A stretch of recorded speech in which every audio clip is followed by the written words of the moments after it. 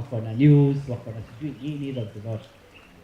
Then wakaambiwa the next, kumbuki the other person, wakawaambia by then watawanunua. Okay, Google. Ilikuwa the other way around, sorry. Ni Google walienda wakaambia watununue $3 billion. Au wakasema sisi tuko na $1 billion. Google wakakataa. After 1 year, after 1, 2, 3 years, unaweza angalia the actual story. After 1, 2, 3 years, Google, sasa Yahoo iko ishashuka. Wakaambia Yahoo, we can buy you for an X amount of dollars, $1 billion. I guess around $5 billion. Wakasema sisi tunataka $10 billion. Sasa ni Google inataka kununua nani? Wakakataa. In the wrong land, cut the long story short, nani walipaiwa 20% less Kenya walikuwa na nini. I'll check the actual figures na niwape.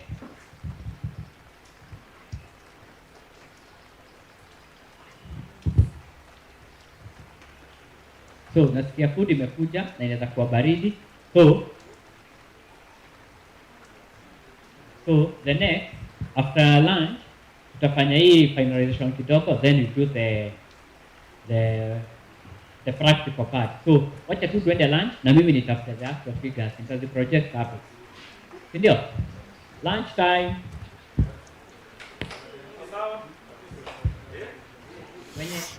Wenye wanajua maombi yao inafikanga haraka ya lunch wanaweza tuombesha.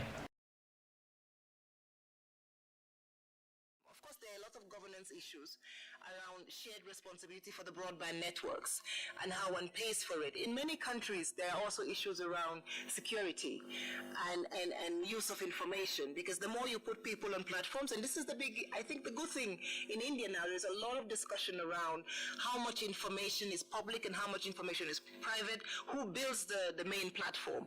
If we perceive the main platform as sort of the global highway, it should almost inevitably be a public good. This is one area where Africa can actually begin to define and set the stage for how we discuss these issues going forward. And so the exciting thing is we have now done the CFTA. The second part of the CFTA, and we were just talking about it, is a discussion around e-commerce, investments, competition policy.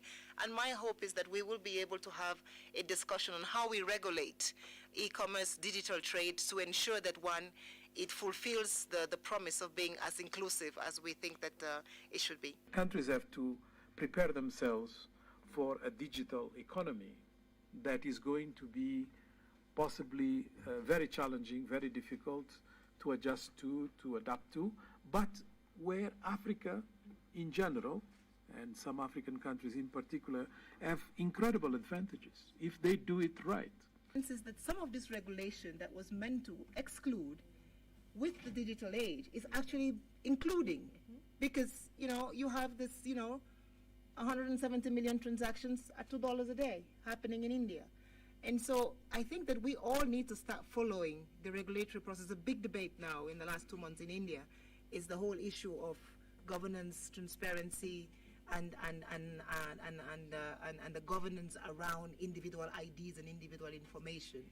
And I think that because it's happening so fast, we don't even know how much information one can get.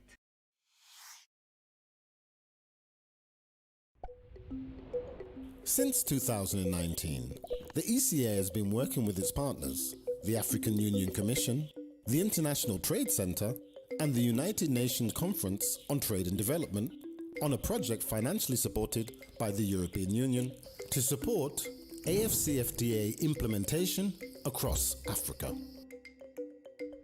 So what is the AFCFTA? Africa currently consists of 55 fragmented markets that are also amongst the fastest growing economies in the world.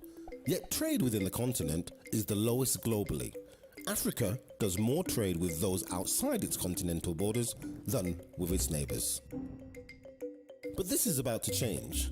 An agreement on the African Continental Free Trade Area was signed in March 2018 and is expected to increase the share of intra-African trade by up to 50% between 2020 and 2040, liberalise services, and tackle other barriers to intra-African trade. So what are the tangible benefits? When fully operational, the AFCFTA will bring together 1.2 billion people, with a combined gross domestic product of more than $3 trillion, representing the biggest trade deal since the formation of the WTO, covering not only trading goods, services, investment, intellectual property rights, and competition policy.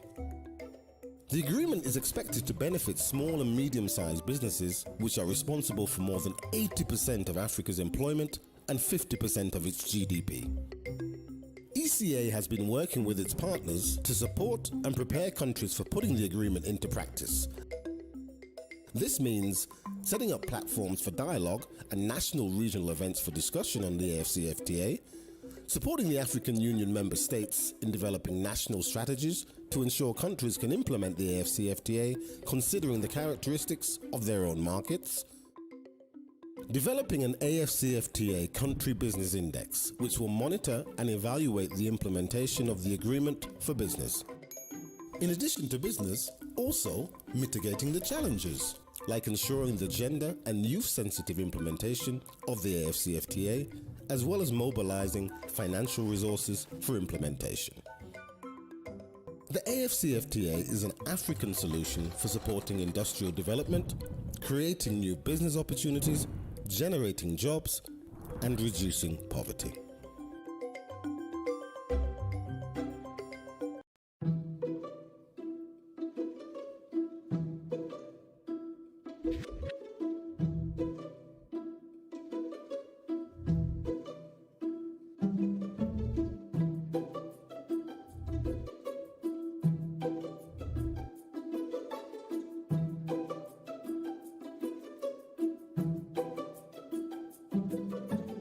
Have in-person girls that are from Addis Ababa who are sitting in the UNECA hall, but we also have other girls who are connecting online. And the main aim is to try to bridge the gender digital divide that we're seeing, especially in Africa. So it was interesting to see different problems and different solutions, and people, they were focusing on the solution. This sort of hybrid event where we're able to bring people together in person in Ethiopia, but also connect with almost 2,000 participants from across Africa, I think very much sets the template for how we can really roll out capacity building programs across the continent. Do I really know how to code? Because I'm a law student, of course, I'm not that much of a mathematics person. Coding is so interesting. But I'm like the organizers, the trainers, but I'm like they're passionate. You know, if you know how to code, then you can easily create a website. It motivates you. The conference and all, it motivates you to do better.